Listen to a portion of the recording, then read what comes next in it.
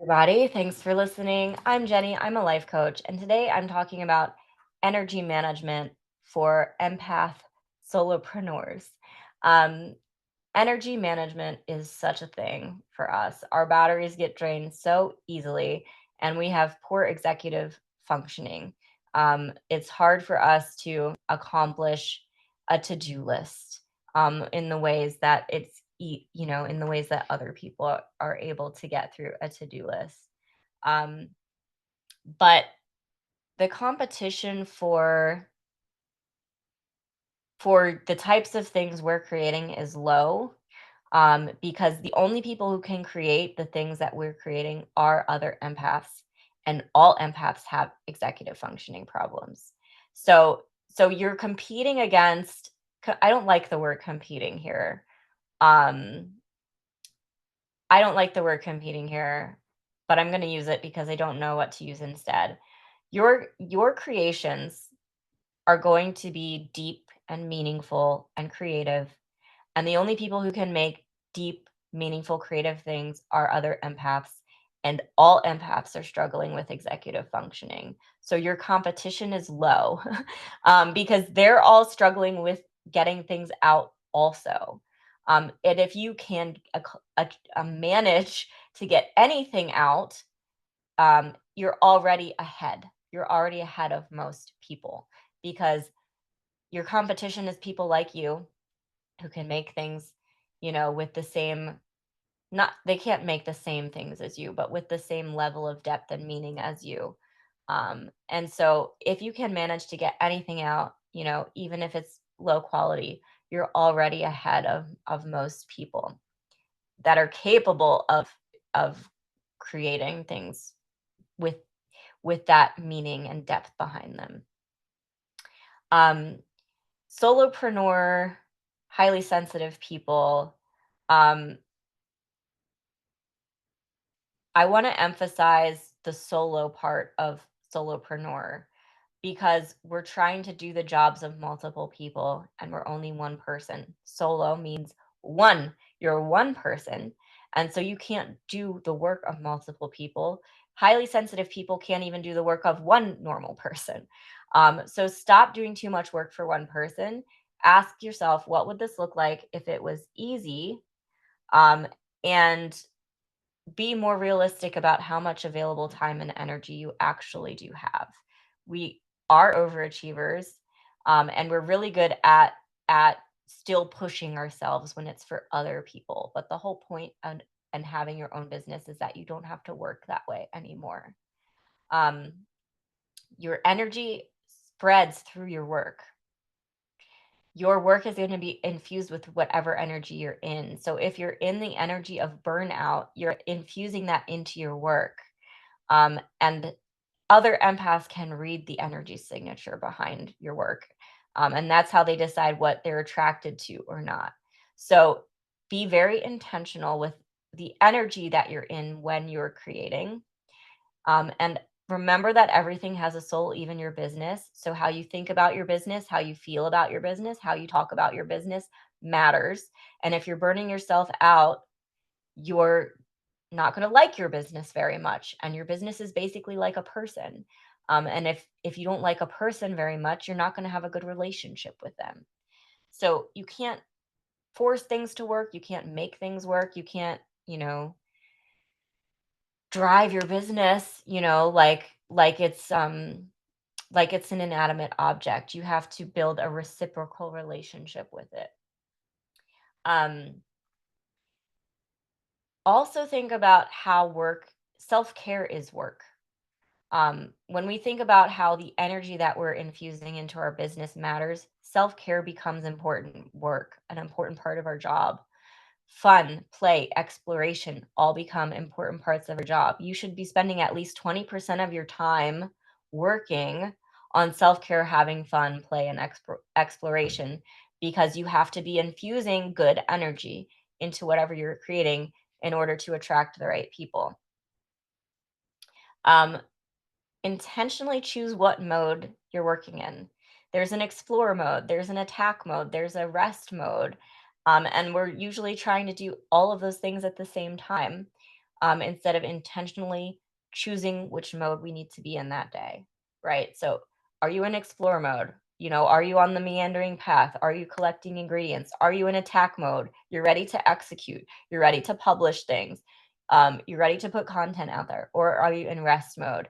Have you just finished publishing content? Now it's time to recharge your batteries and get ready for the next thing. Um, the business that works is the business that you're stuck with. So if you build a business by working too hard, then you're going to be stuck with a business that demands that you keep working the same way. So the business that works is the business that you're stuck with. So you want to build a business that is gentle on your body and sustainable, because that is the business you're going to be stuck with. Whatever business ends up being successful, you're going to have to maintain whatever you did to achieve that success. And so if a business requires you to burn yourself out, you actually want that business to die. You want that plant to die. Um, with time management, think about creating buffers, think about scheduling forward, publish at half your creation rate. And then you will have built-in breaks, a built-in sabbatical.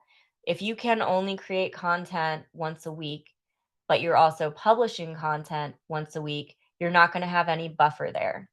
If you can create content once a week, but you're publishing every 2 weeks, then you're building yourself up a buffer to account for those times when life throws us curveballs, when we go through something, when we have to recharge our batteries and focus on self care and we can't create anything. You have to plan for times when you're going to be paralyzed. And so if you publish at half your creation rate, you're building in those breaks for yourself. Reverse engineer your day based on how much time you have. Um, we have these unrealistic to-do lists and we want to get it all done now or yesterday. Instead of saying, okay, realistically, I have an hour to spend on my business today. So whatever I can get done in an hour is going to have to be good enough. Um, you can't control the timeline of when your business starts generating income, when it starts being successful. So you have to make the wait enjoyable.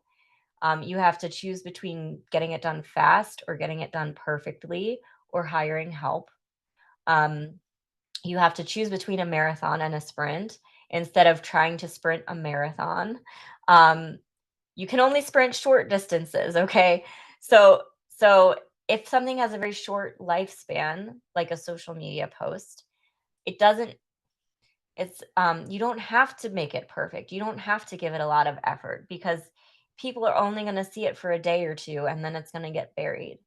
If something has a long lifespan, like a book, that's where you get to be more perfectionistic, and work more slowly and methodically. So choose between doing it perfectly or doing it by a deadline instead of trying to choose both. The more permanent something is, the more perfect it needs to be, and the less you want to rush it. So match the level of perfection to the length of that creation's lifespan. There is a law of diminishing returns. The first 30 to 90 minutes of working on a project is going to be your best work. And then the quality diminishes after that. So if you only have 1 hour per day to work on your business, that's actually awesome because that first 90 minutes is going to be your best work.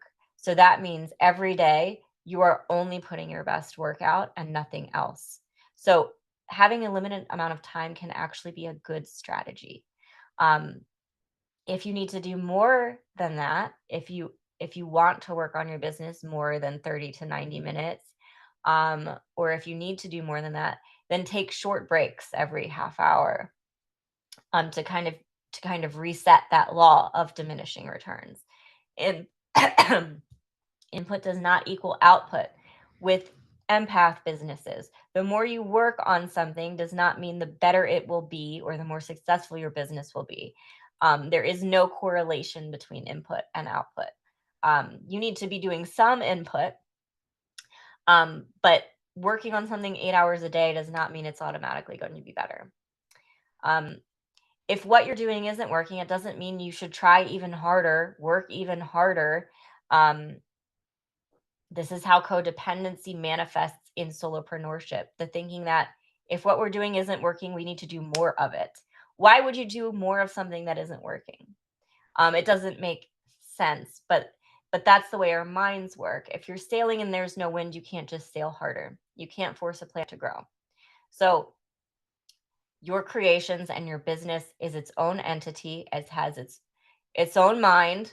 It's going to do things in its own time, and you cannot force things, no matter how hard you're working on it. This plays into the law of reverse effect. Less input sometimes equals more output. Um, Putting too much conscious effort into achieving something can actually hinder your success, because if you're working too hard on something consciously, you're handcuffing your subconscious. You're not giving your subconscious any room to come in and play.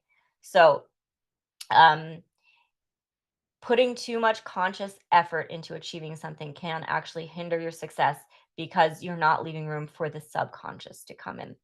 So, here's a breakdown of some core points. The harder you consciously try to force a particular outcome, the less likely you are to achieve it. If you relax your focus and you take a more natural approach, you can sometimes be more effective. Um, if you're trying too hard to control something consciously, it can create tension and interfere with the more automatic processes that are handled by the subconscious. Um, so again, the greater the conscious effort, the less the subconscious response. We're creative, we're intuitive. Our subconscious is our superpower. That's where all our creativity and our intuition comes from. So the greater the conscious effort, the more you're handcuffing yourself.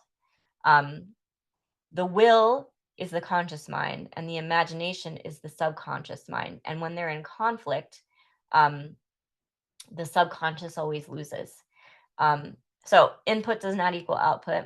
If what you're doing isn't working, it doesn't mean to try even harder and do that even more.